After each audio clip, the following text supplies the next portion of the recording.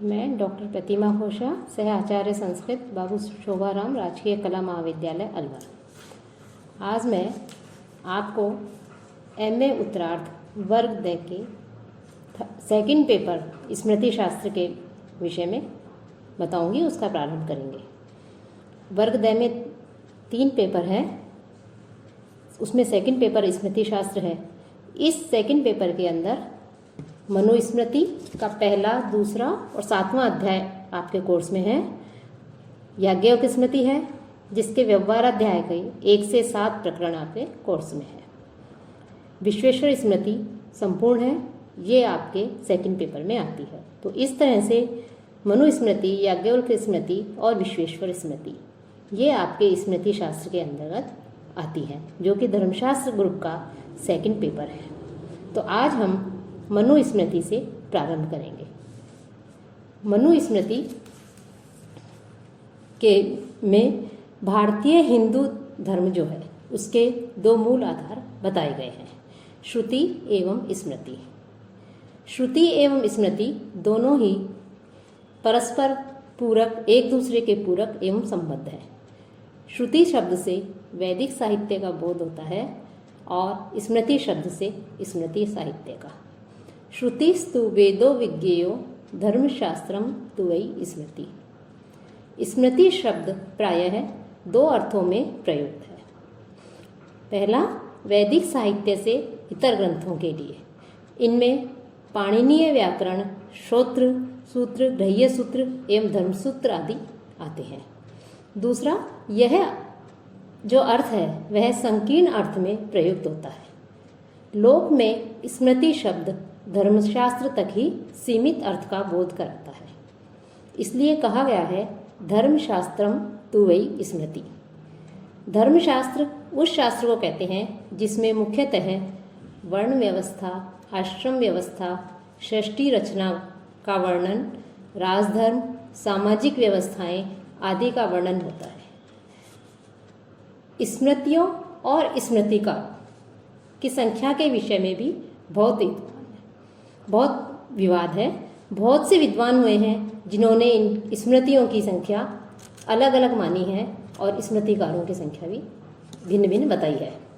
लेकिन मुख्य रूप से 18 स्मृतियाँ मानी गई हैं। उसमें सबसे पहले है मनुस्मृति, दूसरी है याज्ञवल्क्य स्मृति, तीसरी अत्रि स्मृति, चौथी विष्णु स्मृति, 5वीं हारित स्मृति, 6ठी उष्णस स्मृति, 7वीं अंगिरा स्मृति, 8वीं यम स्मृति, 9वीं कात्यायन स्मृति, 10वीं बृहस्पति स्मृति, 11वीं पाराशर स्मृति, 12 व्यास स्मृति, 13 दक्ष स्मृति, 14 नंबर पर गौतम स्मृति आती है, 15 पर वशिष्ठ स्मृति, 16 पर नारद स्मृति, 17 पर भृगु स्मृति और 18 पर आपस्तम्भ स्मृति आती है। ये जितनी भी स्मृतियां हैं, चाहे उनकी संख्या मुख्यतः 18 मानी गई हो या और भी विद्वानों ने मानी है, लेकिन उन सभी स्मृति ग्रंथों में सर्वाधिक प्रसिद्ध यदि कोई स्मृति ग्रंथ है तो वो है मनुस्मृति। कौटिल्य के अर्थशास्त्र में भी मनु के नाम का उल्लेख मिलता है। बाह्य एवं अंतः साक्ष्यों के आधार पर मनुस्मृति की रचना ईसा पूर्व 2य शताब्दी तथा ईसा के अनंतर 2य शताब्दी के मध्य मानी जाती है। 2य शताब्दी के बाद के अधिकांश विद्वानों, लेखकों ने मनुस्मृति को सुप्रमाणिक ग्रंथ माना है। अब मनुस्मृति क्या है कि मनुष्य मात्र के कल्याण के लिए अर्थात मनुष्य मात्र के हित के लिए मनु ने स्मृति के आधार पर जो ग्रंथ लिखा है वह मनुस्मृति कहा जाता है। मनुस्मृति की प्रतिपाद्य विषय वस्तु क्या है? मनुस्मृति को भारतीय जीवन दर्शन में प्रमुख स्थान प्राप्त है, इसको प्रमुख स्थान दिया गया है। इस मनुस्मृति की विषय वस्तु वैदिक एवं भारतीय दर्शन की विचारधाराओं से ओतप्रोत है। मनुस्मृति भारतीय वाङ्मय का बहुमूल्य ग्रंथ है। इस स्मृति में 12 अध्याय हैं, अर्थात मनुस्मृति 12 अध्यायों में विभक्त है। इसमें जो प्रथम अध्याय है उस प्रथम अध्याय में वर्ण धर्म की शिक्षा के लिए ऋषि जो है वो मनु के पास जाते हैं, अर्थात वर्ण धर्म की शिक्षा प्राप्त करने के लिए ऋषियों का मनु के पास गमन और मनु के द्वारा षष्ठी रचना का विवरण, कि मनु के द्वारा इसके प्रथम अध्याय में इसमें षष्ठी रचना का विवरण दिया गया है। विराट की उत्पत्ति आदि, मनवंतर, प्रलय का विस्तार और 4 जो युग हैं, इन चारों युगों में विभिन्न धर्म एवं लक्ष्य आदि का वर्णन है। द्वितीय अध्याय, मनुस्मृति के द्वितीय अध्याय में धर्म का लक्षण, धर्म का स्वरूप, धर्म का क्षेत्र, धर्मशास्त्र के अधिकारी अर्थात मनुस्मृति का अध्ययन करने के लिए धर्मशास्त्र के अधिकारी का निर्णय, ब्रह्मावर्त, ब्रह्मर्षि देश, मध्य देश और आर्यावर्त की सीमाएं, जो संस्कार बताए गए हैं उन संस्कारों की आवश्यकता, कि संस्कारों की आवश्यकता क्यों है, इसका वर्णन भी द्वितीय अध्याय में वर्णित है। जात कर्म, नामधेय, चूड़ा कर्म, उपनयन आदि संस्कारों का इसमें वर्णन है। साथ ही साथ जो वर्ण हैं उन वर्णों के उपनयन का उचित समय क्या है उसका भी इसमें वर्णन है। मेखला, यज्ञोपवीत, दंड, मृगचर्म, ब्रह्मचारी के क्या कर्तव्य हैं इनका इसमें वर्णन है। ब्रह्मचारी के आचरण का वर्णन है। माता पिता एवं गुरु की सेवा के महत्व का भी इस द्वितीय अध्याय में वर्णन किया गया है। और इस विद्या ग्रहण का औचित्य क्या है इसका भी इसमें वर्णन है। साथ ही अन्य विषयों का भी इसमें समाविष्ट किया गया है, उनका भी वर्णन मिलता है। तीसरे अध्याय में समावर्तन, विवाह आदि 8 प्रकार के विवाह का इसमें वर्णन है। पति पत्नी के कर्तव्य, स्त्री प्रशंसा, पंचाहनिक, गृहस्थ जीवन की प्रशंसा, अतिथि सत्कार आदि गृहस्थ के ऊपर विशद प्रकार का वर्णन किया गया है। चौथे अध्याय में गृहस्थ आश्रम के विधि निषेध का वर्णन है। स्नातक आचार विधि, अनध्याय नियम, वर्जित एवं अनिषिद्ध भोज्य एवं पेय के नियम, इष्ट एवं पूर्त कर्मों का चौथे अध्याय में उल्लेख है। पंचम अध्याय भक्षा भक्ष्य एवं शुद्धि का वर्णन है। मनुस्मृति के छठे अध्याय में वानप्रस्थ आश्रम के कर्तव्यों, वानप्रस्थ काल, उनकी दिनचर्या, गृहस्थ प्रशंसा आदि का वर्णन है। सप्तम अध्याय में राजधर्म का विवेचन किया गया है। राजा में इंद्र, वरुण, अग्नि, कुबेर आदि देवताओं का निवास माना गया है। दंड से प्रजा को शासित रखना इसका विषय में बताया है। दंड के विधान से सोए हुए लोग जागते हैं तथा दंड विद्वानों के लिए धर्मरूप होता है। राजा के लिए 4 विद्याएं, काम से उत्पन्न राजा के 10 अवगुण, क्रोध से उत्पन्न राजा के 8 दोष, मंत्री परिषद का गठन आदि का इसमें वर्णन है।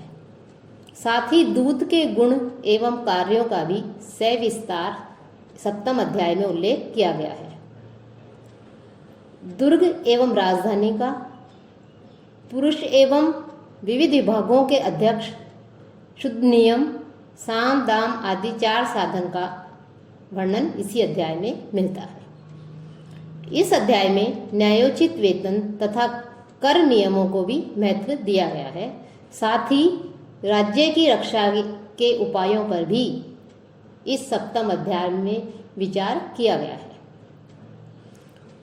अष्टम अध्याय में न्याय शासन संबंधी राजा के कर्तव्य, व्यवहारों के नाम, राजा एवं न्यायाधीश, अन्य न्यायाधीश, सभा व न्यायालयों के नियमों का वर्णन मिलता है।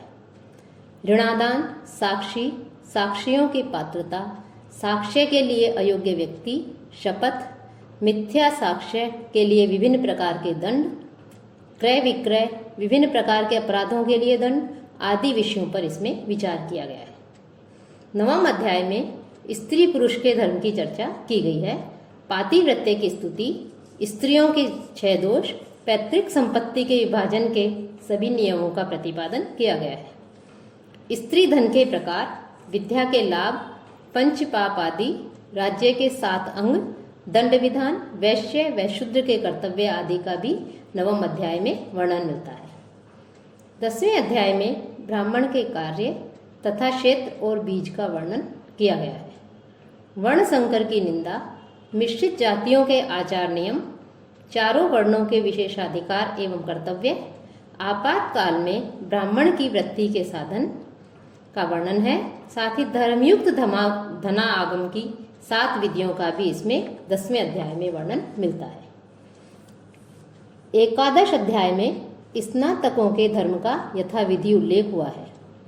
अग्निहोत्र का अधिकार अनधिकार का वर्णन, दान स्तुति, प्रायश्चित विषयक विविध मत, सभी प्रकार के प्रायश्चितों का वर्णन विधि पूर्वक इस अध्याय में किया गया है।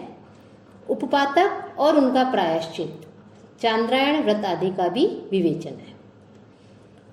द्वादश अध्याय में सत्व, रज और तम नामक जो त्रिगुण बताए गए हैं उनका विवेचन इसमें द्वादश अध्याय में मिलता है।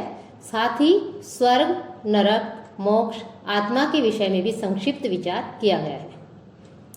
मानव धर्मशास्त्र के अध्ययन का फल आदि विषयों का इसमें सम्यक वर्णन किया गया है। तो इस प्रकार मनुस्मृति में जो 12 अध्याय में विभक्त है, इसमें विभिन्न विषयों के ऊपर जो है वर्णन मिलता है हमें, उन पर जो है मनु के द्वारा विचार किया गया है। एमए उत्तरार्ध वर्ग द के धर्मशास्त्र के इस प्रश्न पत्र में 3 अध्याय जो है आपके कोर्स में है, जिसमें प्रथम अध्याय, द्वितीय अध्याय और सप्तम अध्याय, ये 3 अध्याय आपको के विषय इसमें प्रश्न पत्र में समाविष्ट है। कि पहला, दूसरा और 7वां अध्याय मनुस्मृति का इसमें समाविष्ट है। तो ये आपके कोर्स में है। आप पहले अध्याय का प्रारंभ हम कल से प्रारंभ करेंगे।